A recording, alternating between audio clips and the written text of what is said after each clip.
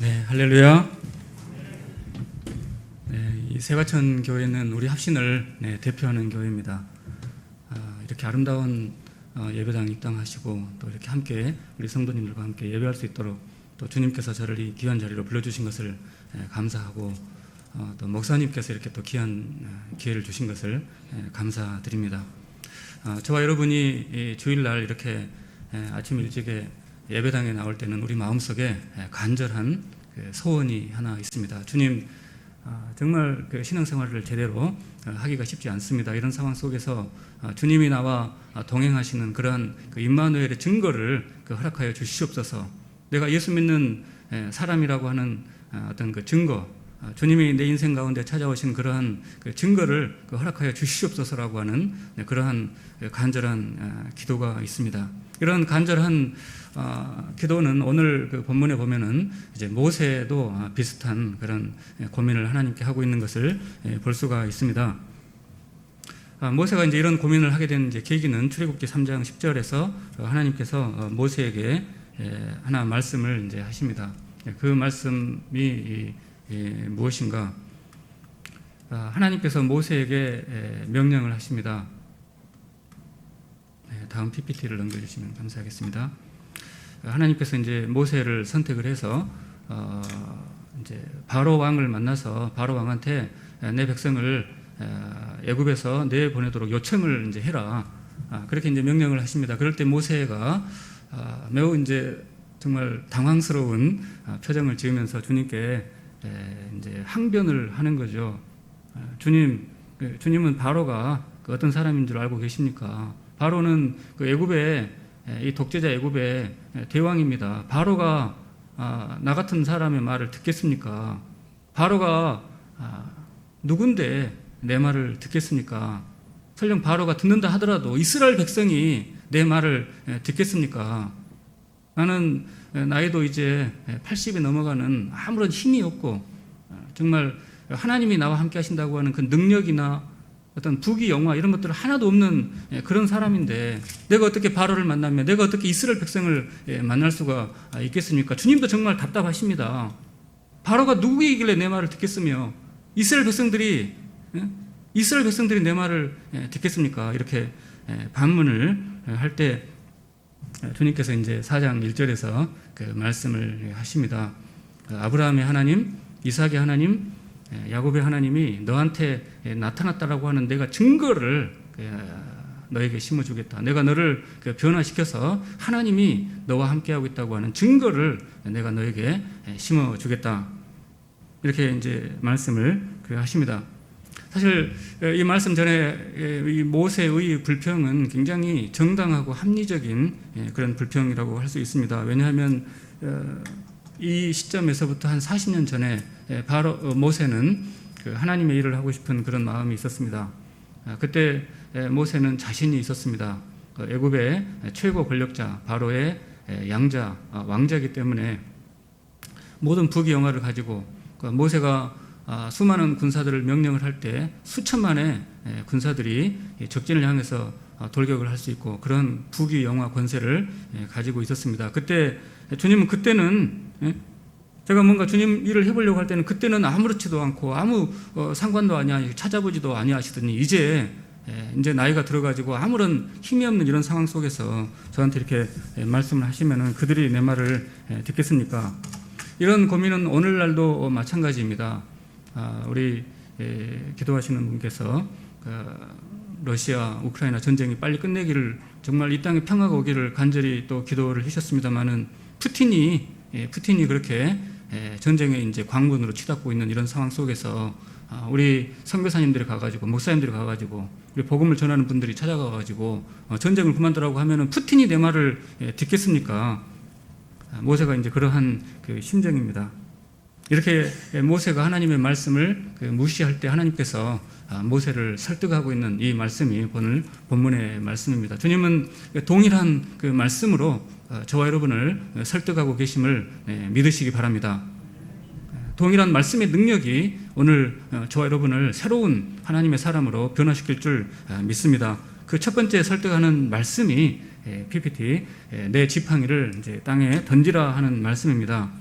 모세가 이제 정말 이 어떤 상황인가, 만일에 여러분들에게 하나님께서 지팡이를 땅에 던지라, 성경책을 땅에 던져봐라, 이렇게 한다면 우리는 쉽게 이제 던질 수 있겠습니다만은, 모세로서는 이 지팡이가 이제 상징하는 것이 있습니다. 모세는 들판에서 양떼를 돌보는 이제 목동으로서 이 양떼를 이제 잡아먹으려고 들짐승들이 달려올 때 이 지팡이로 들짐승을 퇴치할 수 있습니다. 이제 과천에는 여기 등산, 이제 산에 이제 등산을 하게 되면은, 이제 뭔가 내가 등산을 하고 있다라고 하는 이런 그 상징적인 의미로 이런 지팡이 같은 것들을 이제 의지를 합니다. 그래서 산에 가서 이렇게 지팡이를 쥐고 있으면은, 저 사람은 등산하는 사람이구나. 등산복을 입고 있으면, 등산하는 사람이구나 하는 것처럼, 모세 시대에 이 지팡이라고 하는 것은 모세의 신분, 모세의 정체성, 모세가 하는 일을 나타내는 그런 상징적인 의미가 있습니다. 들판에서 지칠 때 기대할 수 있는, 그러한 의지할 수 있는 그런 최소한의 이런 수단이라고 할 수 있습니다. 하지만 하나님께서 이제 모세에게 이 지팡이를 던지라 해서 던졌더니 그것이 이제 뱀이 됩니다. 이것은 하나의 이제 상징적인 의미가 있습니다. 원래 이 지팡이가 독사였던 것도 아니고, 이제 원래 지팡이는 지팡이였습니다. 하지만 하나님께서 이 말씀을 하나의 이제 상징적인 교훈을 위해서 멀쩡한 지팡이를 던졌더니 독사로 바꾸신 것입니다. 무엇을 교훈하기 위해서 주님은 이 지팡이를 던져라 했더니 뱀이 되는가, 독사가 되는가? 그것은 네가 의지하고 있는 이 지팡이의 정체를 똑똑히 알라는 것입니다. 모세의 생명을 위협할 수 있는 독사와 같은 그런 것임을 이제 알도록 그렇게 명령을 하신 것입니다. 그 지팡이가 너를 지켜줄 것 같으냐? 네가 그 지팡이를 의지해서 양떼를 지키고 너의 생명을 지키고 그러는데 그 지팡이가 너를 지켜줄 것 같으냐? 그 지팡이가 너를 지켜주는 것이 아니고 그것은 오히려 너를 죽인다. 네가 하나님의 길을 가기 위해서는 너의 세속적인 그 사고방식이나 그런 능력을 절대로 의지해서는 안 된다라고 하는 것을 교훈하기 위해서 지팡이를 던지라고 말씀합니다. 세화천교회 성도님들도 마찬가지입니다. 주님은 오늘 찾아오셔가지고 저와 여러분에게 하시는 그 말씀이 있습니다. 우리의 마음속에 주님 이외에 의지하고 있는 모든 것들을 과감하게 던지라고 말씀을 합니다. 저처럼 50대 신자들은 80년대 신앙 스타일을 버려야 됩니다. 왜냐하면 성령 충만의 증거가 달라졌기 때문입니다. 제가 80년대 말에 이제 신앙생활을 시작을 할 때, 그때 이제 복음 전도 훈련에 참석한 적이 있었습니다. 그때 한 30명 정도 이제 팀을 짜서 이 부평역에 가서 한 30명이 한 5분 정도 이렇게 이제 예수 천당 불신 지옥을 막 이렇게 외쳤습니다. 그런 것들이 그때는 이 하나님이 나와 함께 하시는 가시적인 증거였습니다. 그렇게 한 5분 정도 막 한 30명이 이렇게 이제 예수 천당 불신지옥 이렇게 외치면은 지나가는 사람들이 좀 이상한 눈으로 바라봅니다. 하지만 워낙 이제 떼거리로 나와가지고 이렇게 막 그 전도를 하니까 그때는 뭐 제지하는 사람도 없었습니다. 그렇게 5분 정도 외치다가 이제 2명씩 짝을 이제 묶어줍니다. 팀에서. 그러면은 이제 그 역 주변에 이제 흩어져 가지고 복음 전도를 시작을 합니다. 한 사람은 이제 사형리 복음 전도를 읽어주고 또 다른 한 사람은 그 자리에 길바닥에 이제 꿇어 앉아가지고 무릎을 꿇고 그 회심의 역사를 위해서 막 통성으로 기도를 시작을 합니다. 주여 회심의 역사가 나타나게 하여 주시옵소서. 이 사람이 예수를 영접할 수 있도록 능력을 베풀어 주시옵소서. 막 이렇게 기도를 하면은 그 지나가는 행인들이 기겁을 하고 도망을 이제 갑니다. 그러면 복음을 전하는 분은 이제 그 도망가는 분을 이제 따라가면서 복음을 전해주는데 가장 이제 황당한 것은 이제 기도하는 팀입니다. 기도하는 사람입니다. 저도 이제 기도를 하게 되면은 뭔가 분위기가 싸하고 그러면은 그 자리에서 일어날 수가 없는 것입니다. 왜냐하면 기도는 무엇입니까? 우리가 기도는 누구에게 하는 것입니까? 하늘에 계신 성부 하나님 보좌를 향해서 기도를 하는 것인데 주변의 상황이 달라졌다고 해서 그 자리에서 일어날 수 없습니다. 그래서 한참을 위해서 막 통성으로 막 기도를 하고 예수님의 이름으로 간절히 기도합니다 하고 다시 쫓아가서 보면은 또 이제 다른 팀이 계속해서 이제 복음을 전하고 있습니다. 그러면 또 그 자리에 앉아가지고 기도를 하고 그랬었습니다. 그때는 그것이 성령 충만의 증거였고 주님이 나와 함께 하신다고 하는 것을 보여줄 수 있는 그러한 가시적인 증거였습니다. 임마누엘의 증거였습니다. 하지만 그로부터 이제 시간이 많이 흘러서 2022년도 이 시대의 그 성령 충만의 증거는 그 무엇인가? 저는 우리 성도님들이 예배의 자리에 이렇게 예배를 드리고 있는 것, 예배의 자리를 지키고 있는 것, 자리를 지키는 것이 곧 성령 충만의 증거인 줄 믿습니다. 저는 인천 그 성물교회 청년부 이제 지도 목사로 이렇게 섬기고 있습니다. 저는 이제 매번 우리 청년들 예배 시간마다 말씀을 전할 때마다 정말 여러분을 사랑합니다. 왜냐하면은 이 오후 1시, 2시 예배를 이제 드리는데 한 뭐 이제 30명, 50명, 100명 이렇게 예배를 드립니다. 그런데 같은 또래의 나이에서 이러한 예배 드리는 이런 행동은 정말 말이 안 되는 것이죠. 세상 말로 정말 정신 나간 그런 행동입니다. 몰상식한 행동이고 한심한 행동이고 비이성적인 그런 행동입니다. 그런 이제 그 비판과 조롱을 감수하면서도 우리 청년들은 꿋꿋하게 예배의 자리를 지키고 있는 것, 이것은 정말 성령의 능력이 아니고서는 맨정신으로는 철저하게 불가능한 일입니다. 그래서 졸더라도 저는 너무 감사합니다. 예배 말씀에 집중하지 않고 뭐 해도 너무 감사한 거예요. 왜? 이것은 정말 순교적인 신앙이 아니고서는 정말 불가능한 일입니다. 2022년도 저와 여러분 가운데 주님이 찾아오신 첫 번째 증거가 무엇인가? 그것은 우리가 부모님으로부터, 우리가 선생님들로부터 배운 이 신앙의 자리를 지키는 것이 곧 성령 충만의 증거인 줄 믿습니다. 주일날 찬양의 자리를 지키는 것, 오늘 특송해 주셨습니다마는 우리가 30년 전에 배웠던 그런 복음성가를 지금도 여전히 부르고 있는 것, 이것은 성령의 능력이 아니고서는 철저하게 불가능한 줄 믿습니다. 교회에서 기도의 자리, 봉사의 자리, 주차장 또 인도하는 자리, 성경 공부 인도하는 자리, 그 자리를 지키는 것이 이 시대는 성령 하나님이 우리와 함께 하신 증거인 줄 믿습니다. 모세가 하나님 말씀에 순종해서 지팡이를 던졌습니다. 그랬더니 이제 그 지팡이가 독사로 변해서 모세를 물기 위해서 달려들고 있습니다. 그래서 모세가 황급히 도망치려고 합니다. 그때 하나님께서 두 번째로 말씀을 하십니다. 네 손을 내밀어서 그 뱀의 머리를 잡으라 이렇게 말씀하지 않고 꼬리를 잡으라 이렇게 말씀을 합니다. 당시 모세로서는 이 하나님 명령에 즉시로 순종하는 것이 매우 어렵습니다. 왜냐하면은 지팡이를 던졌더니 뱀이 되었고 그 뱀이 모세를 물려고 달려들기 때문에 모세가 황급히 도망치는 이런 위험한 이런 순간입니다. 그때 주님이 하시는 말씀이 무엇입니까? 그 뱀의 꼬리를 잡으라. 뱀의 머리는 모세를 향하고 있는데 그 머리를 넘어가가지고 그 뒤에 있는 꼬리를 잡으라. 모세로서는 매우 위험한 행동입니다. 주님은 절대로 여러분들한테 뱀의 꼬리를 잡으라 다시는 말씀하지 않습니다. 그러니까 이 성경에 꼬리를 잡으라고 했다고 해서 산에 가서 그 뱀의 꼬리를 잡으면 바로 이제 물리게 됩니다. 절대로 그렇게 하지 마시기 바랍니다. 이것은 계시적인 의미가 있는 거죠. 상징적인 그러한 의미가 있습니다.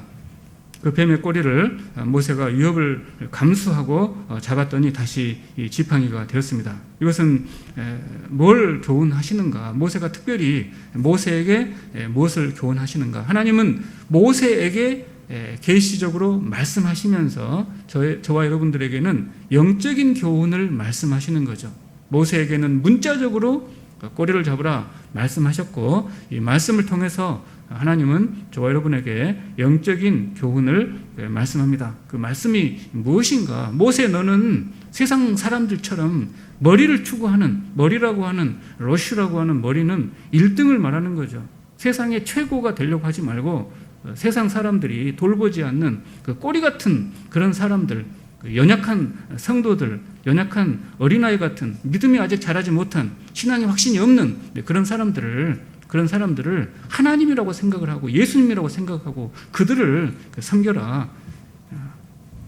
그런 말씀입니다. 2022년도 저와 여러분이 살고 있는 이 한국 사회는 어떠한 사회입니까? 1등만 기억하는 1등만 기억하는 그 승자가 모두를 먹는 승자 독식, 그러한 그 사회입니다. 저는 수원에 살고 있습니다. 수원 아주대학교 소속 그 이국종 교수님이 한때 전에 그 경기 남북권역의 그 중증 외상센터장으로 이제 지난 적이 있으면서 우리 한국 사회에 이제 불편한 진실을 폭로한 적이 있습니다. 이제 공사 현장에서 사고가 나서 앰뷸런스에 실어가지고 병원으로 달려옵니다. 그 병원 이제 앰뷸런스 기사가 이제 우리가 환자를 싣고 달려갑니다. 그렇게 하면은 그 병원에서는 그런 외상 환자들을 이제 받지 않는다는 것입니다. 병실이 다 찼다고 거짓말을 하면서 그 바이패스를 시킨다는 거죠. 왜냐하면은 일반적으로 이제 의사 한 명당 이렇게 이제 한 사람 또 이제 두 사람 이렇게 만나면서 10분 이내에 이제 치료를 해가지고 해야 병원에 이제 수익이 많이 이제 발생을 하는데, 이렇게 외상 환자가 이제 끔찍한 환자가 오게 되면은 의사가 한 10명이 이제 투입이 이제 돼야 되는 거죠. 그래서 병원의 입장에서는 수익이 나지 않는 것입니다. 그래서 병실이 다 찼다고 다른 병원으로 이제 돌린다는 것입니다. 그래서 정말 그 양심적인 이제 의사의 입장에서는 충분히 빨리 조치를 취하면 의사를 뭐 10명이든 100명이든 투입을 해가지고 살릴 수 있는데, 그게 이제 안 되는 것을 정말 고통스러워한 그런 말을 한 적이 있습니다. 저와 여러분이 살고 있는 2022년도 한국 사회는 1등만 기억하는 승자 독식의 그러한 그 세상입니다. 이런 세상에서 저와 여러분은 어떻게 구원을 이제 받았습니까? 저와 여러분은 어떻게 구원을 받았습니까? 우리가 정말 내가 한국 교회에 1등이 돼야 되겠다라고 해서 막 그렇게 철저하게 막 노력하고 헌신하고 막 철야하고 그렇게 노력을 해가지고 저와 여러분이 구원을 받은 것이 아니지 않습니까? 정말 이 세상에서는 아무런 그 답이 없는 그런 그 인생들, 이 1등만 기억하는 이 승자 독식의 이 세상에서는 절대로 1등이 될 수 없는, 아무도 기억하지 않는 그런 식으로 버려져 있을 때 주님께서 저와 여러분에게 찾아오시고 정말 꼴찌 같은 완전히 꼴등인 그런 인생을 붙잡아 주시고 그래서 구원을 해주셨습니다. 저는 어렸을 때 가난한 시골에서 살았습니다. 학교를 가기 위해서는 1시간 이제 산을 넘고 걸어가야 되는데 엄마께서 이제 중간에 먹고 오라고 주먹밥을 이제 싸우셨습니다. 그래서 이제 점심 뭐 이제 오후 돼가지고 그 산 안에 이제 들어가면은 조그만 이제 우물이 있습니다. 우물, 사람도 오지도 않는 그 우물에 이제 우물가에 앉아가지고 주먹밥을 먹고 목이 말라서 이제 도시락으로 이렇게 이제 뚜껑으로 그 우물 이제 떠먹으려고 이렇게 이제 고개를 숙였는데 이 우물 턱이 너무 낮았어요. 그래가지고 쑥 하다가 이제 밑으로 그냥 풍덩 이렇게 빠져버렸습니다. 그렇게 허우적거리고 있는데 정말 그 우연을 가장한 하나님의 필연, 우연을 가장한 그 하나님의 필연적인 사건으로 어떤 아저씨가 지나가면서 저를 건져 주셨습니다. 죽을 수밖에 없는 그런 상황인데 기적적으로 하나님의 은혜 가운데 꼬리가 이제 붙잡힘을 받은 것입니다. 그렇게 해서 하나님 은혜로 학교를 대학을 마치고 또 신학교 들어가서 또 목사 안수를 받고 또 교수가 되었습니다. 꼴이 인생인데 주님께서 찾아오시고 또 주님 붙잡으심으로 남 앞에 서서 이렇게 말씀을 전하는 그런 인생으로 주님이 바꿔 주셨습니다. 그리고서는 그 말씀을 하십니다. 너는 앞으로 어떠한 인생을 살아야 되겠는가? 내가 너를 위해서 정말 꼬리 같은 인생 속에 찾아왔는데 너는 그 승자 독식의 이런 세상에서 1등이 되려고 하겠는가? 뱀 꼬리를 붙잡으라는 이 말씀은 이제 저와 여러분에게도 동일하게 해당이 됩니다. 하나님 은혜로 꼬리 인생이 지도자 인생이 되고 머리 인생이 되었다면 이제 정말 우리 주변에 있는 이 정말 연약한 사람들, 믿음이 연약한 사람들, 하나님에 대해서 확신도 없는 그런 사람들, 그런 어린아이 같은 사람들을 섬기라는 것입니다. 왜냐하면 그 어린아이들이 바로 예수님이고 그 어린아이들이 하나님이다 하시는 말씀입니다. 마가복음 9장에서 말씀하십니다. 누구든지 내 이름으로 이런 어린아이 하나를 영접하면은 곧 나를 영접하는 것이다. 누구든지 나를 영접하는 것은 곧 나를 영접하는 것이 아니고 나를 보내신 하나님 아버지를 영접하는 것이다. 우리로서는 매일매일 또 매 주일날 교회에서 연약한 성도들을 섬기고 또 우리 선생님들 주일학교에서 우리 아이들을 섬기는 것, 그것은 우리 주님을 섬기는 것이고 또 하나님을 섬기는 일인 줄 믿습니다. 우리가 그렇게 이런 연약한 성도들, 연약한 어린 아이들을 섬길 때 나중에 10년이 지나고 20년이 지나면은 그 아이들이 이 세상을 하나님 앞으로 인도하는, 이 세상을 하나님 앞으로 인도하는 하나님의 지팡이, 하나님의 지도자가 다 될 줄로 믿습니다. 아멘. 네, 아멘입니다.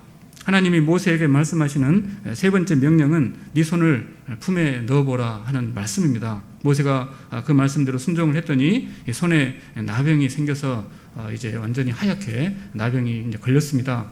이 사건도 이제 계시적인 사건이고 상징적인 사건입니다. 모세에게는 문자적인 사건입니다. 오늘날 우리가 손에 넣었다가 이렇게 나병이 되지가 않습니다. 이것은 모세에게는 문자적으로, 역사적으로, 사실적으로 일어난 단 한 번의 사건이고, 하나님은 이 사건을 통해서 저와 여러분에게 상징적인 교훈을 말씀을 하십니다. 오늘날 이제 나병은 치료 방법이 있으니까 이건 하나님이 심판하신 것이다, 그렇게 생각을 하지는 않습니다. 하지만 그 당시에는 이 나병은 치료 방법이 없기 때문에 아무리 치료를 해도 안 되기 때문에 이것은 정말 하나님이 심판을 하시는 것이다, 하나님이 벌 주시는 것이나 그렇게 생각을 했습니다. 모세가 어떻게 해서 나병에 걸린 것입니까? 하나님 말씀대로 순종을 했습니다. 하나님 말씀대로 순종을 했는데 결과가 나쁘지 않은 것입니다. 이걸 통해서 하나님은 무엇을 말씀하는가? 네 품속이 근본이, 너의 생각하는 그 근본이 하나님 보시기에 악하다는 것입니다. 그 생각하는 것이 약하고, 그래서 그 마음속으로부터, 네 품속으로부터 나오는 말이 약하고, 그 다음에 거기서 나오는 행동이 하나님 보시기에 약하다는 것입니다. 저와 여러분은 태어날 때 어떤 존재로 태어났습니까? 하나님 보시기에 악한 존재로, 그 생각하는 것이 약하고, 그 말하는 것이 약하고, 행동하는 것이 악한 존재로 그렇게 태어났습니다. 그래서 그 모든 언사가 하나님 보시기에 정말 인정할 수 없는 그런 근본적인 악을 가지고 있었습니다. 우리 개혁주의 신앙을, 우리는 합신은 이제 개혁주의 신앙을 이제 가르칩니다. 개혁주의 신앙을 이제 칼빈 이후로 이렇게 이제 개혁 사상이 이제 전파되기 시작을 했는데, 청교도 목회자들 중에 스펄전 목사님은 이런 이야기를 했습니다. 우리 하나님이 지구상의 모든 사람들을 다 천국 가고 너 혼자만 남아가지고 지옥을 가라. 왜냐하면 네가 그렇게 악하기 때문이다. 모든 사람들은 다 천국 가는데 70억 인구가 다 천국 가고 너 혼자만 남아서 지옥 가라라고 하더라도 하나님, 저는 할 말이 없습니다. 왜냐하면 하나님 보시기에 저는 그 정도로 악한 죄인이기 때문입니다. 그런데 그런 끔찍한 죄를 용서를 받은 것입니다. 저와 여러분이 하나님에게서 용서받은 그 죄악의 그 무게, 죄악의 크기는 하나님하고 내 자신만 아는 것입니다. 하나님하고 저만 아는 것입니다. 또 그 용서받은 하나님의 선물의 크기, 그 선물의 엄청난 것은 하나님하고 저만, 둘이만 아는 것입니다. 마치 부부 관계는 부부만 아는 것처럼 하나님하고 저의 관계는 하나님하고 저만 아는 그런 은혜가 있는 것이고, 그런 죄의 용서가 있는 것입니다. 모세는 이제 하나님 말씀대로 이제 순종해서 넣었다가 꺼내봤더니 이제 나병에 걸렸습니다. 두 번째 교훈이 있습니다. 그것은 저와 여러분이 하나님 말씀을 잘 한번 지켜봐야 되겠다라고 각오하고 이렇게 이제 행동을 했는데도 결과가 예상했던 좋은 결과가 아니고 나쁜 결과가 나타날 때가 있습니다. 신앙생활을 하다 보게 되면 내가 정말 새벽기도를 오늘부터 해야 되겠다 해가지고 열심히 새벽기도를 하는데 가정은 더 이상한 방향으로 갈 때가 있습니다. 직장은 더 이상한 방향으로 갈 때가 있습니다. 그럴 때 하나님을 탓하지 마시기 바랍니다. 말씀 순종한 것을 탓하지 마시기 바랍니다. 그럴 때 무엇을 말씀하시는가? 과거를 바꾸라는 것입니다. 좋지 않는 결과를 통해서 하나님은 말씀하시는 거죠. 우리의 그 형편과 수준과 근본을 폭로하시면서 말씀하십니다. 과거를 바꿔야만 새로운 미래가 열린다는 것입니다. 과거에 생각했던 그런 세속적인 사고방식들, 과거에 익숙한, 그래서 내가 자신감을 가졌던 그러한 그 계산 방법들, 그런 사고방식들을 버려야만 새로운 미래를 열 수가 있다는 것입니다. 학생은 열심히 공부를 했는데 성적이 오르지 않습니다. 그러면은 정말 이제 공부를 그만해야 되겠다고 하는 것이고, 공부 방법을 바꾸고 공부 시간을 바꿔야 됩니다. 사람들과의 인간관계에 있어서 갈등이 생길 수가 있습니다. 나는 최선을 다하는데도 불구하고 계속해서 그 사람이 나를 괴롭히고 인간관계가 개선이 되지 않는다. 그러면은 그 사람과의 어떤 관계를 다가가는 방법을 바꿔야 됩니다. 말 톤을 바꿔야 되는 것이고, 전혀 사용하지 않았던 선물을 주기 시작을 해야 되는 것이고, 사랑을 또 표현한다. 저는 이제 카톡이나 페이스북에 이렇게 이제 카톡을 우리가 이제 보낼 때 예전에는 사랑하는 목사님, 존경하는 목사님 이런 표현을 쓸지를 이제 몰랐습니다. 내가 사랑하지 않는데, 내가 사랑하지 않는데 무슨 사랑한다고 하는 가 그것은 거짓말이고 가식이라고 생각을 했습니다. 하지만 내 안에 성령 하나님이 계시기 때문에 성령의 능력으로 사랑하기로, 오늘부터라도 사랑하기로 노력합니다라고 하는 뜻으로 사랑하는 목사님, 사랑하는 형제님 이렇게 표현을 합니다. 처신을 바꿔야 되고, 행동을 바꿔야 되고, 다가가는 어투를 바꿔야 되고, 다가가는 이런 방식들을 바꿔야만 새로운 미래가 열립니다. 모세는 자기 근본이 악한 것을 깨닫고 자기의 과거를 바꿔야 된다고 하는 것을 깨닫습니다. 그럴 때 하나님께서 다시 네 번째 똑같은 말씀을 하십니다. 다시 내 손을 품에 넣어보라. 이전과 다른 말씀이 아니고 이전에 했던 똑같은 말씀을 두 번째로 다시 합니다. 이것은 굉장히 중요한 교훈을 줍니다. 오늘날에도 마찬가지입니다. 저와 여러분이 하나님의 은혜를 사모한다면 그 하나님의 은혜는 어디에 있는가? 저와 여러분 마음속에 있습니다. 저와 여러분의 생각 속에 있습니다. 성령께서 알려주신 생각이 있는데 반해서 저와 여러분은 그냥 예전에 내가 그 사람과 관계가 좋지 않는데 내가 왜 먼저 나서야 되고 내가 왜 먼저 희생을 해야 되는가? 실천을 하지 않는 거죠. 그러나 하나님은 말씀하십니다. 실천하라는 것입니다. 이전에 알고 있던 그것을 오늘 당장 실천하라고 하는 말씀입니다. 신명기 30장 11절 이하의 말씀입니다. 내가 오늘 너한테 명령한 이 명령은 너한테 결코 어려운 것이 아니고 먼데 있는 것이 아니다. 하늘에 있는 것이 아니니까 네가 이르기를 누가 우리를 위해서 하늘에까지 올라가가지고 목사님께서 제발 하늘에 가가지고 하나님의 말씀 그 명령을 나한테 좀 가져다 주세요. 그래서 우리가 그것을 들을 수 있으면 우리가 실천을 하겠습니다. 그렇게 말하지 말라는 말씀입니다. 이것이 바다 밖에 있는 것이 아니니 네가 이르기를 누가 우리를 위해서 저 풍랑을 헤치고 바다를 건너가서 그 말씀을 나한테 좀 가지고 와서 전달해 주면 내가 실천을 할 텐데 그렇게 하지 말라는 말씀입니다. 오직 하나님의 말씀은 우리에게 매우 가깝고 우리의 입술에 있고 우리의 마음에 있습니다. 우리가 성령의 은혜를 사모하고 성령의 능력을 내가 따르겠습니다. 결단만 하면은 오늘 우리가 즉시로 실천할 수 있다는 그러한 말씀입니다. 그래서 저와 여러분이 정말 하나님이 나에게 찾아오신 증거를 구하신다면은 우리 마음속에서 하나님께서 도전하시는 그 말씀을 오늘 과감하게 실천하기로 결단하시기 바랍니다. 실천하시면은 무슨 결과가 나타나는가? 좋은 결과가 나타나든지 나쁜 결과가 나타나든지 반드시 나타날 것입니다. 나쁜 결과가 나타나면은 그것은 내가 과거를 바꿔야 되는구나. 그래서 과거를 바꾸기 시작을 하시고 만일에 좋은 결과가 나타난다면은 정말 여러분은 하나님의 기적을 경험하는 것입니다. 작고 사소한 것들에 집중을 하는 가운데 참 실력은 잘하는 것입니다. 학교에서도 우리 학생들의 실력은 언제 잘하는가? 눈으로 볼 때는 잘하지가 않습니다. 눈으로 볼 때는 어제 했던 거 그냥 꾸역꾸역 하는 가운데 속에서는 생각이 달라지고 있는 것입니다. 그것이 쌓여서 하나님 때가 차면은 반드시 사람들이 인정할 만큼 그 실력이 폭발적으로 터지는 그러한 날들이 반드시 오고야 말 것입니다. 아멘. 네. 그것을 바라보면서 저와 여러분들이 매일매일 매 순간순간 우리가 바라보고 묵상하고 경청해야 될 하나님의 말씀의 근본이 무엇인가? 그것은 우리 주님 예수님의 십자가입니다.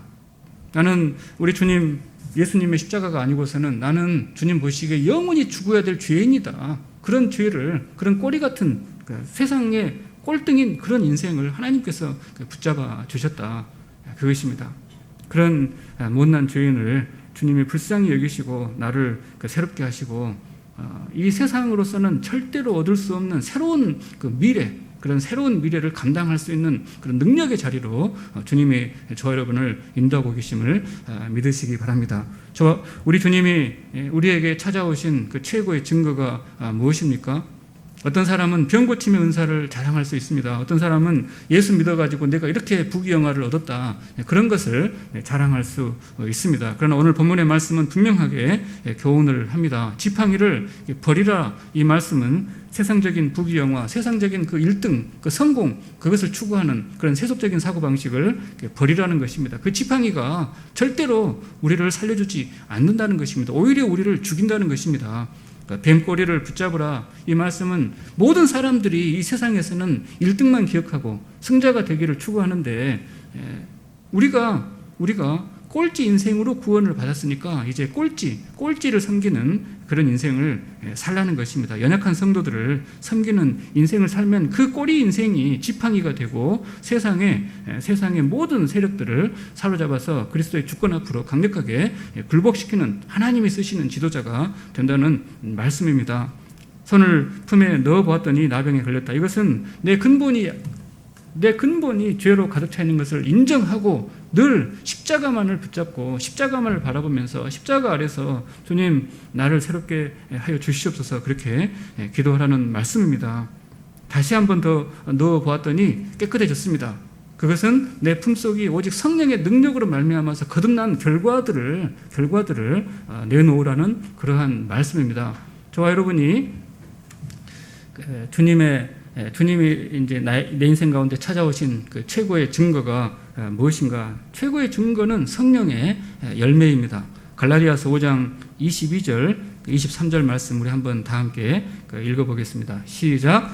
오직 성령의 열매는 사랑과 희락과 화평과 오래 참음과 자비와 양선과 충성과 온유와 절제니 이 같은 것을 금지할 법이 없느니라. 아멘. 주님이 저와 여러분에게 찾아오신 최고의 증거는 성령의 열매입니다. 성령의 열매는 무엇인가? 성품이 저와 여러분의 옛날에 악하고 세속적인 그러한 성품이 매일매일 조금씩 하나님이 이제 내주하심으로 말미암아서 가능한 그러한 거룩한 성품으로 조금씩 달라지는 것입니다. 오직 성령의 열매는 사랑이다라고 할 때는 사랑할 수 없는 사람, 사랑할 수 없는, 정말 사랑을 실현하기가 가장 어려운 것이 어디입니까? 일단 우리 가정이죠. 가정에서부터 정말 사랑할 수 없는 그런 가족들을 이제 사랑하기로 노력하고 애쓰는 것입니다. 그 다음에 정말 기뻐할 수 없는, 희락할 수 없는, 기뻐할 수 없는 상황 속에서도 기뻐하기로 결단하고 기뻐하기로 노력하는 것입니다. 우리 세과천교회 성도님들 정말 인내할 수 없는 상황 속에서 지난 2년 반 동안 인내하시고 믿음의 자리를 지키신 줄 믿습니다. 그 가장 어려운 시기에 이렇게 이제 교회 건축도 하시고 교회를 위해서 헌신하신 것은 정말 성령의 능력인 줄 믿습니다. 성령 하나님이 내주하심으로 가능한 줄 믿습니다. 선교의 비전을 감당하는 것이 매우 어려운, 점점 더 어려워지는 그러한 상황입니다. 이런 상황 속에서 정말 성령의 능력으로 선교의 비전을 위해서 함께 기도하고 정말 적은 액수지만 함께 헌신하는 것, 이것은 성령의 열매이고 하나님이 저와 여러분, 우리 교회의 성도들 가운데 찾아오신 증거인 줄 믿습니다. 때로는 엄청난 폭풍이 몰려올 수 있습니다. 이전과 다른, 이전에 경험해 보지 못한 그런 새로운 폭풍들이 몰려올 수 있습니다. 그럴지라도 우리 영혼 잠잠하게 주님만을 바라보면서 주님께서 우리에게 맡기신 이 믿음의 길을 성실하게 매일매일 우리 성도들과 함께 손에 손을 잡고 감당할 때 우리 주님 반드시 칭찬을 하실 것입니다. 네가 작은 일에 충성하였으니 내가 천국을 맡기겠다. 하늘의 모든 은혜와 능력과 권능을 맡기겠다. 잘하였도다 칭찬하는 그런 날을 경험을 할 것입니다. 잠깐 기도하시겠습니다.